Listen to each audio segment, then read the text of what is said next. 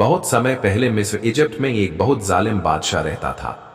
उसका नाम फिरौन था। वह इतना घमंडी था कि लोगों से कहता था, मैं ही तुम्हारा सबसे बड़ा रब हूं। वह बनी इसराइल के लोगों पर बहुत जुल्म करता था, उनसे जबरदस्ती काम करवाता था और उन्हें बहुत सताता था। क्रिस्टल बॉल एक खौफनाक सपना। एक रात फिरौन ने एक अजीब सपना देखा। उसने देखा कि बनी इसराइल में एक बच्चा पैदा होगा जो उसकी हुकूमत को खत्म कर देगा। सुबह उसने अपने ज्योतिषियों और सलाहकारों को बुलाया। उन्होंने भी यही कहा कि बनी इसराइल में पैदा होने वाला एक बच्चा आगे चलकर फिरौन की ताकत को खत्म करेगा। यह सुनकर फिरौन डर गया। उसने हुक्म दिया, बनी इसराइल में जो लड़के पैदा हो उन्हें मार दिया जाए और लड़कियों को जिंदा रहने दिया जाए। पूरा इलाका डर और खौफ से भर गया। बच्चा हजरत मूसा का जन्म। इसी समय हजरत मूसा अलैहिस्सलाम का जन्म हुआ। उनकी मां बहुत डर गई क्योंकि फिरौन के सिपाही हर घर में बच्चों को ढूंढ रहे थे।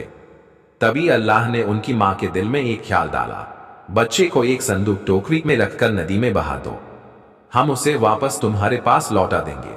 यह सुनकर मां का दिल कांप रहा था, लेकिन उन्हें अल्लाह पर भरोसा था। उन्होंने छोटे से मूसा को टोकरी में रखा और नाइल नदी में बहा दिया। यूरोपीय महल फिरौन के महल में। नदी में बहते बहते वह टोकरी सीधे फिरौन के महल के पास पहुंच गई। फिरौन की बीवी आसिया ने उस टोकरी को उठवाया। जब उन्होंने अंदर देखा तो एक प्यारा सा बच्चा था। उनका दिल पिघल गया।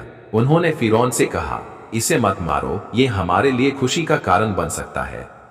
इस तरह जिस बच्चे से फिरौन डर रहा था वही उसके महल में पलने लगा। महिला मां से फिर मुलाकात। छोटे मूसा किसी भी औरत का दूध नहीं पी रहे थे। तब उनकी बहन ने सुझाव दिया, मैं एक ऐसी औरत को जानती हूं जो इस बच्चे की देखभाल कर सकती है। वह औरत कोई और नहीं, मूसा की अपनी मां थी। इस तरह अल्लाह ने मूसा को उनकी मां के पास वापस पहुंचा दिया और मां को ही उन्हें पालने का काम मिल गया।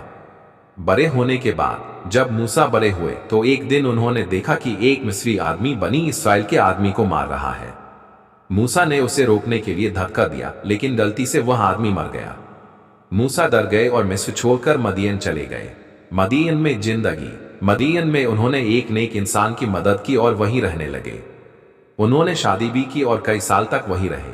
एक दिन जब वह अपने परिवार के साथ वापस लौट रहे थे तो तूर पहाड़ के पास उन्हें एक अजीब रोशनी दिखाई दी।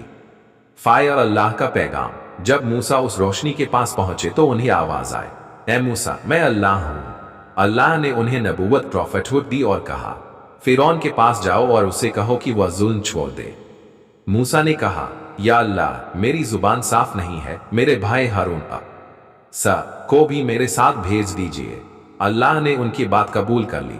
मुकुट फिरौन के सामने। मूसा और हारून फिरौन के दरबार में पहुंचे और कहा, हम अल्लाह के रसूल हैं, बनी इसराइल को आजाद कर दो।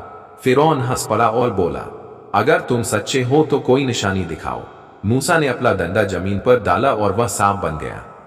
फिर उन्होंने हाथ निकाला तो वह चमकने लगा, लेकिन फिरौन फिर भी नहीं माना। जादूगरों की चुनौती। फिरौन ने पूरे देश के जादूगरों को बुलाया। जादूगरों ने रस्सियां फेंकी और लोगों को लगा कि वह सांप बन रही हैं। फिर मूसा ने अपना डंडा डाला और वह सच में बड़ा सांप बनकर सब रस्सियों को निगल गया। जादूगर समझ गए कि यह जादू नहीं बल्कि अल्लाह की ताकत है। उन्होंने तुरंत कहा, हम मूसा और हारून के रब पर ईमान लाते हैं।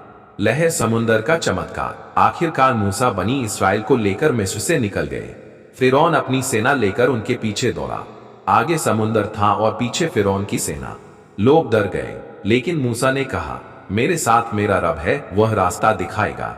अल्लाह के हुक्म से मूसा ने अपना डंडा समुद्र पर मारा। समुंदर दो हिस्सों में बंट गया और बीच में सूखा रास्ता बन गया। बनी इसराइल उस रास्ते से पार हो गए। जब फिरौन अपनी सेना के साथ उसी रास्ते में आया तो समुंदर वापस मिल गया और फिरौन डूब गया।